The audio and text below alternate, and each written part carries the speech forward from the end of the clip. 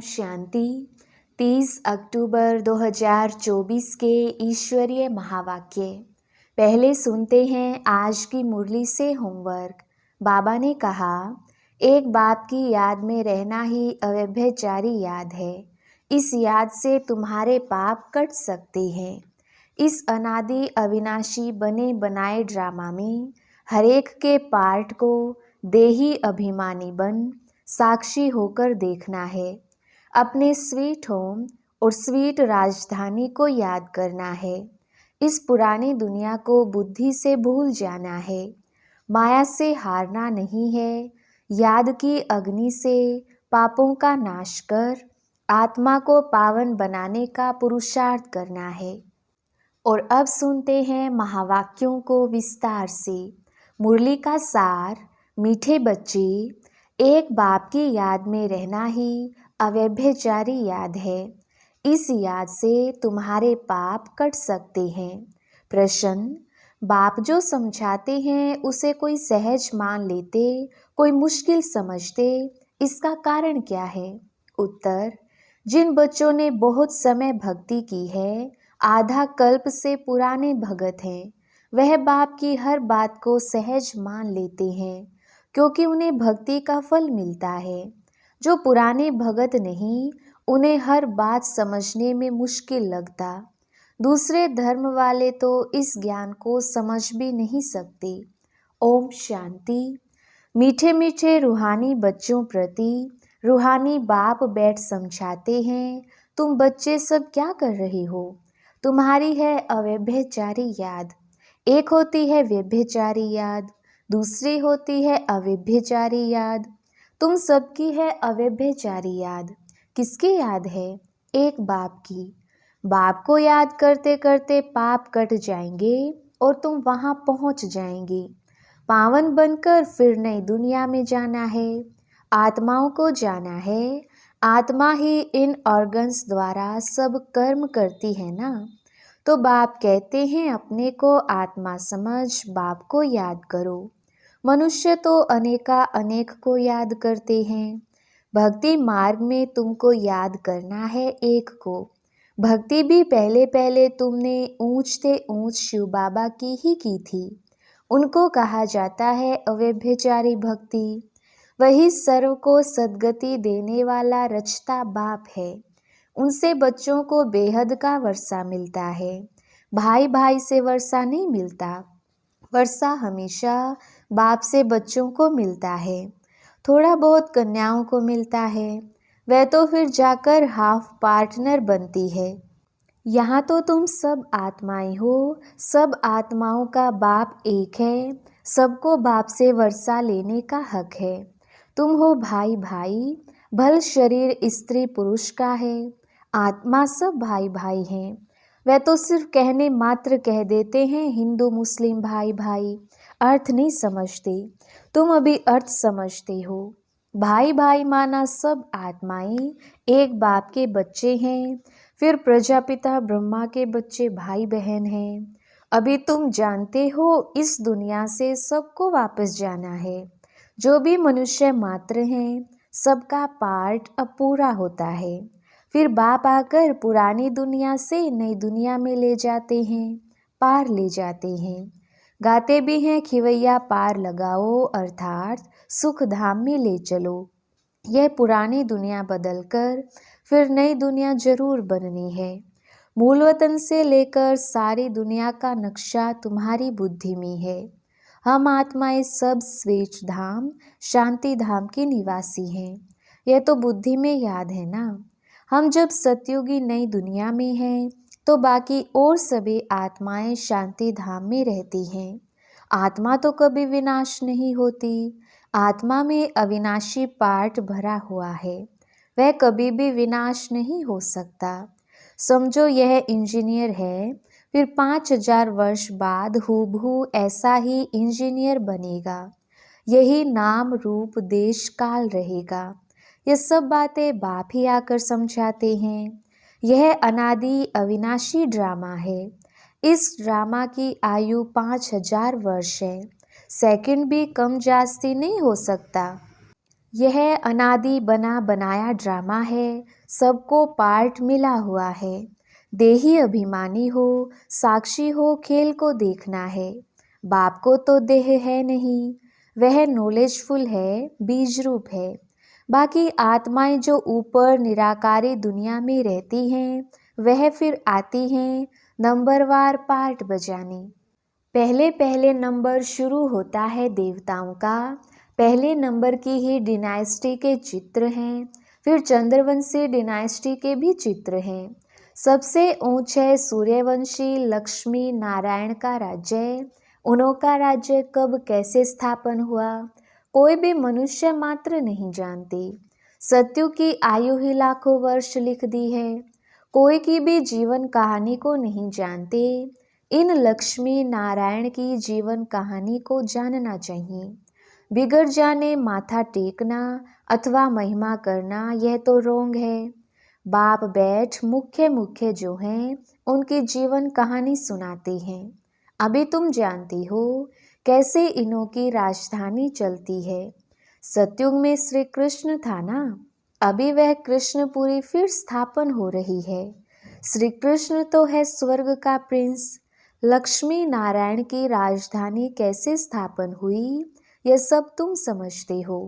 नंबरवार माला भी बनाते हैं, फलाने फलाने माला के दाने बनेंगे, परंतु चलते चलते फिर हार भी खा लेते हैं, माया हरा देती है। जब तक सेना में है कहेंगे यह कमांडर है, यह फलाना है, फिर मर पड़ते हैं। यहाँ मरना अर्थात अवस्था कम होना, माया से हारना, खत्म हो जाते हैं। आश्चर्यवत सुनंती कथंती भागन, भाग जाते हैं अहो मम माया, फारकती देवंती हो जाते हैं। मरजीवा बनते हैं, बाप का बनते हैं, फिर राम राज्य से रावण राज्य में चले जाते हैं। इस पर ही फिर युद्ध दिखलाई है, कौरव और पांडवों की, फिर असुरों और देवताओं की भी युद्ध दिखाई है। एक युद्ध दिखाओ ना, दो क्यों? बाप समझाते हैं यहाँ की ही बात है।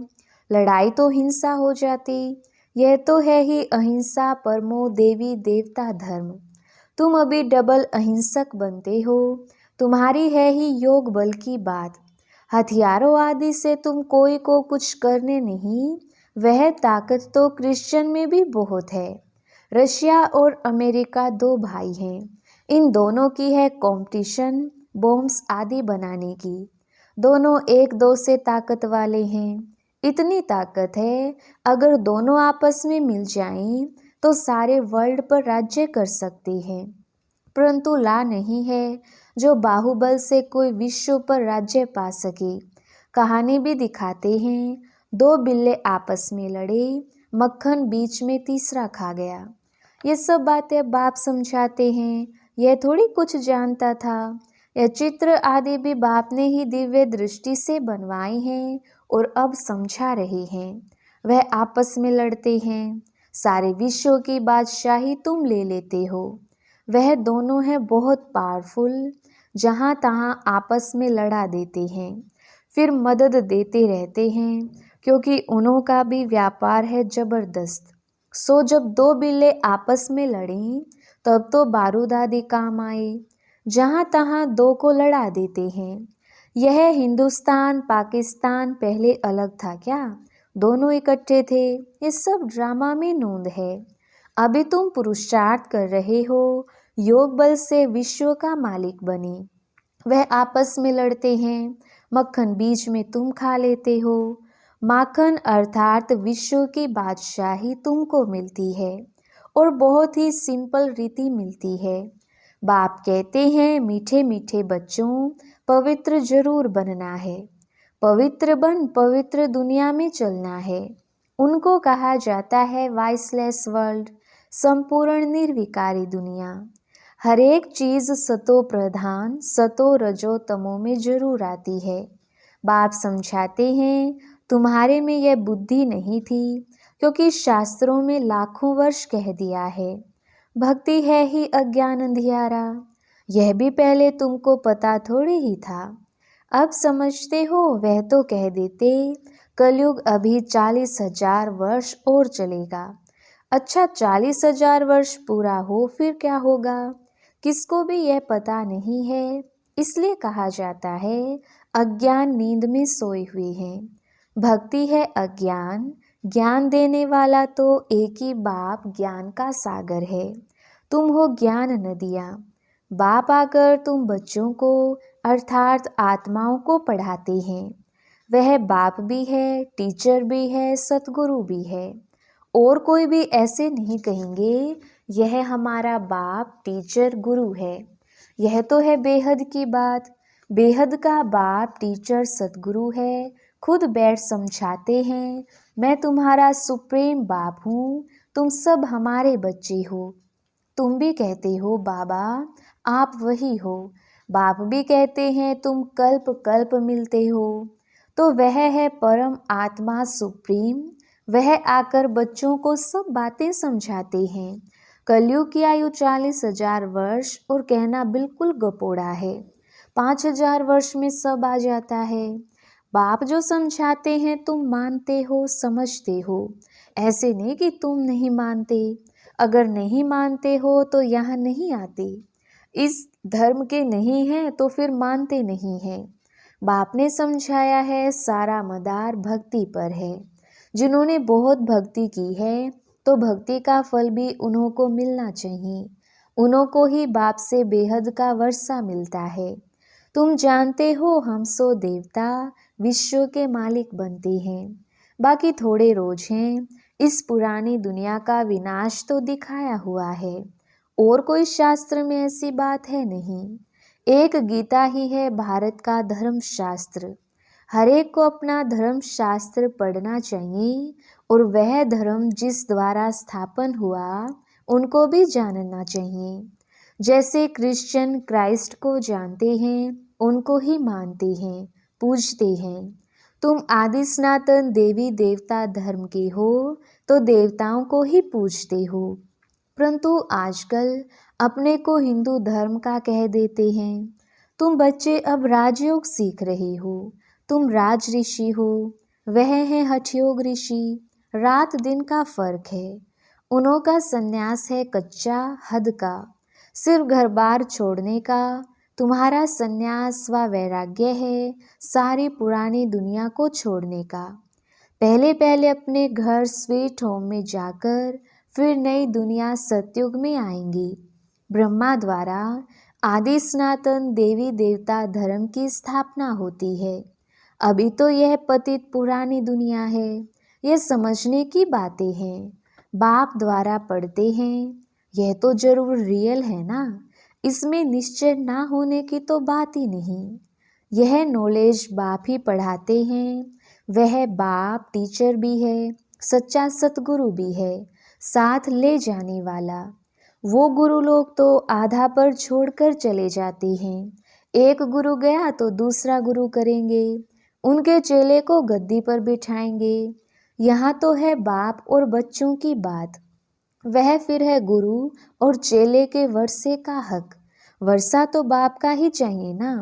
शिव बाबा आते ही हैं भारत में। शिवरात्रि और श्री कृष्ण की रात्रि मनाते हैं ना। शिव की जन्मपत्री तो है नहीं, सुनाई कैसे। उनकी तिथि तारीख तो होती नहीं। श्री कृष्ण जो पहला नंबर वाला है उनकी दिखाते हैं। दीपावली मनाना तो दुनिया के मनुष्यों का काम है। तुम बच्चों के लिए थोड़ी दीपावली है। हमारा नया वर्ष नई दुनिया सतयुग को कहा जाता है। अभी तुम नई दुनिया के लिए पढ़ रहे हो। अभी तुम हो पुरुषोत्तम संगम युग पर। उन कुंभ के मेलों में कितने ढेर मनुष्य जाते हैं। वह होता है पानी की नदियों पर मेला। कितने ढेर मेले लगते हैं। उन्हों की भी अंदर बहुत पंचायत होती है। कभी कभी तो उन्हों का आपस में ही बड़ा झगड़ा हो जाता है, क्योंकि देह अभिमानी है ना। यहाँ तो झगड़े आदि की बात ही नहीं।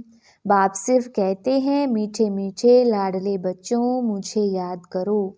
तुम्हारी आत्मा जो सतो प्रधान से तमो प्रधान बनी है, खाद पड़ी है ना, वह योग अग्नि से ही निकलेगी। सोनार लोग जानते हैं बाप को ही पतित पावन कहते हैं। बाप सुप्रीम सोनार ठहरा।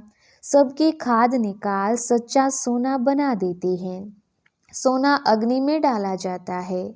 यह है योग अर्थात याद की अग्नि, क्योंकि याद से ही पाप भस्म होते हैं। तमो प्रधान से सतो प्रधान याद की यात्रा से ही बनना है। सब तो सतो प्रधान नहीं बनेंगे। कल्प पहले मिसल ही पुरुषार्थ करेंगे। परम आत्मा का भी ड्रामा में पार्ट नूंदा हुआ है। जो नूंद है वह होता रहता है, बदल नहीं सकता। रील फिरता ही रहता है। बाप कहते हैं आगे चल तुमको गुह्य गुह्य बातें सुनाएंगी। पहले पहले तो यह निश्चय करना है वह है सब आत्माओं का बाप, उनको याद करना है। मन मना भव का भी अर्थ यह है। बाकी श्री कृष्ण भगवानुवास तो है ही नहीं। अगर श्री कृष्ण हो फिर तो सब उनके पास चले आएं, सब पहचान लें। फिर ऐसे क्यों कहते कि मुझे कोटों में कोई जानते हैं। यह तो बाप समझाते हैं, इसलिए मनुष्यों को समझने में तकलीफ होती है। आगे भी ऐसा हुआ था। मैंने ही आकर देवी देवता धर्म की स्थापना की थी। फिर यह शास्त्र आदि सब गुम हो जाते हैं। फिर अपने समय पर भक्ति मार्ग के शास्त्र आदि सब वही निकलेंगे। सतयुग में एक भी शास्त्र नहीं होता, भक्ति का नाम निशान नहीं। अभी तो भक्ति का राज्य है। सबसे बड़े ते बड़े हैं श्री श्री 108 जगत गुरु कहलाने वाले। आजकल तो 1008 भी कह देते हैं। वास्तव में यह माला है यहाँ की। माला जब फेरते हैं तो जानते हैं फूल निराकार है, फिर है मेरु। ब्रह्मा सरस्वती युगल दाना, क्योंकि प्रवृत्ति मार्ग है ना। प्रवृत्ति मार्ग वाले निर्वृत्ति मार्ग वालों को गुरु करेंगे तो क्या देंगे। हठयोग सीखना पड़े। वह तो अनेक प्रकार के हठयोग है। राजयोग है ही एक प्रकार का। याद की यात्रा है ही एक, जिसको राजयोग कहा जाता है। बाकी और सब हैं हठयोग शरीर की तंदुरुस्ती के लिए। यह राजयोग बाप ही सिखलाते हैं। आत्मा है फर्स्ट, फिर पीछे है शरीर। तुम फिर अपने को आत्मा के बदले शरीर समझ उल्टे हो पड़े हो। अब अपने को आत्मा समझ बाप को याद करो तो अंतमति सो गति हो जाएगी। अच्छा, मीठे मीठे सिकिलदे बच्चों प्रति माता पिता बाप दादा का याद प्यार और गुड मॉर्निंग।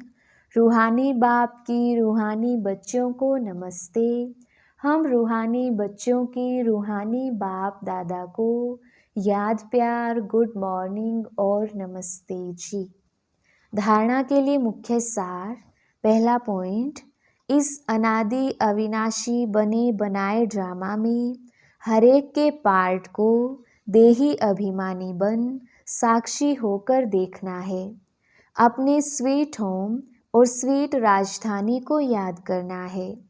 इस पुरानी दुनिया को बुद्धि से भूल जाना है।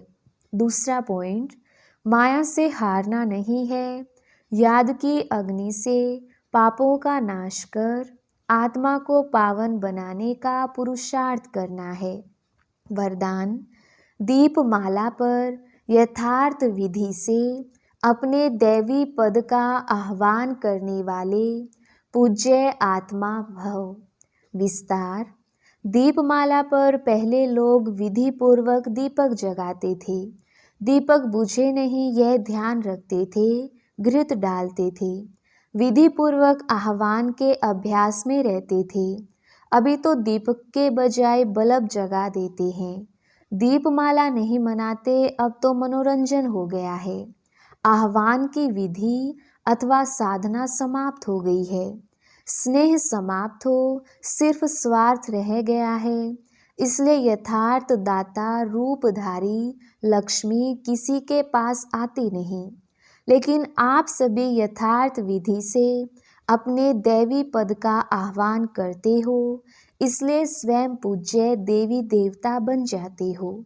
स्लोगन, सदा बेहद की वृत्ति दृष्टि और स्थिति हो, तब विश्व कल्याण का कार्य संपन्न होगा।